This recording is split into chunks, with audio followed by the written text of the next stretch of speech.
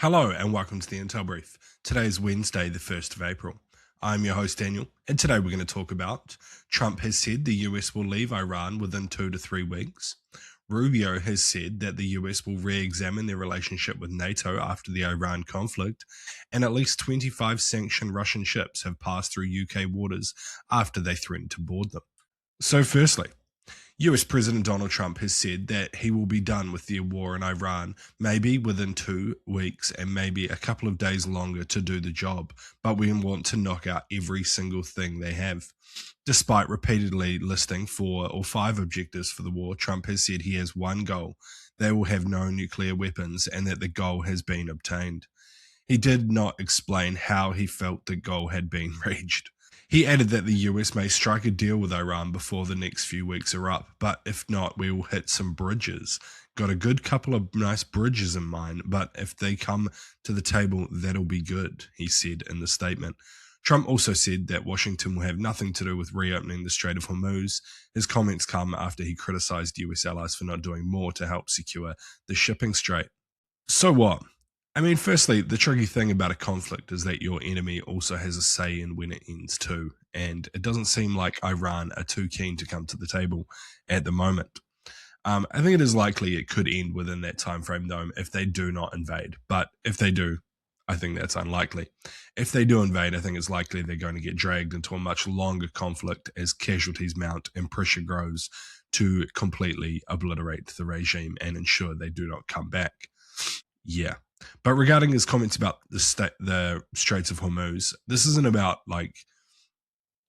who gets the oil. It's about the US petrodollar. If the US security guarantees to the Gulf states are pointless, then it's unlikely they'll continue to trade in the US dollar, and it could completely derail the entire US economy in the current state.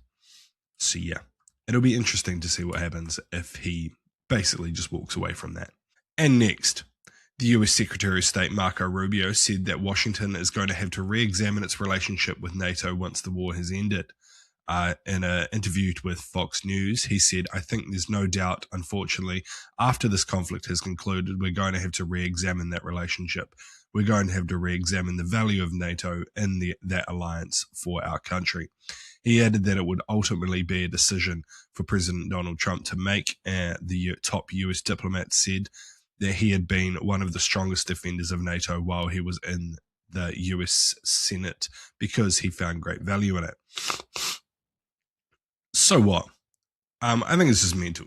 This conflict in Iran was started by the US along with Israel completely unilaterally without consulting or talking with NATO partners, to then expect them to come in and support your conflict once it starts going awry is absolute madness, especially with what they want them to do. Basically, they want them to go sacrifice naval ships in the Strait of Hormuz to protect US financial interests, which is bonkers. And I think it is likely it'll lead to further decoupling, especially while Trump is in office. I think it's possible that the relationship will be able to be mended once Trump leaves office and a new US government comes into place. But until that happens, I think further decoupling is likely. And it's likely that the UK and European nations will need to boost spending on defense even more. Without US support, it's likely that they're going to need to spend a lot more on defense, especially with the threat of Russia continuing their conflict in Ukraine and China invading Taiwan. The world is a pretty unstable place at the moment, and the need to have a strong military is ever present. There's also the question around whether European nations and other nations will now start going to try and get nuclear weapons. That could be another interesting issue that the world will face. A nuclear arms race, again, wouldn't be a good thing for peace and security. But if the US decides that they're not going to help defend anybody, then it's quite likely that will happen. So, yeah. And lastly, I think the UK especially will need to spend more money on defense, particularly around its navy, which we'll talk about more in a second.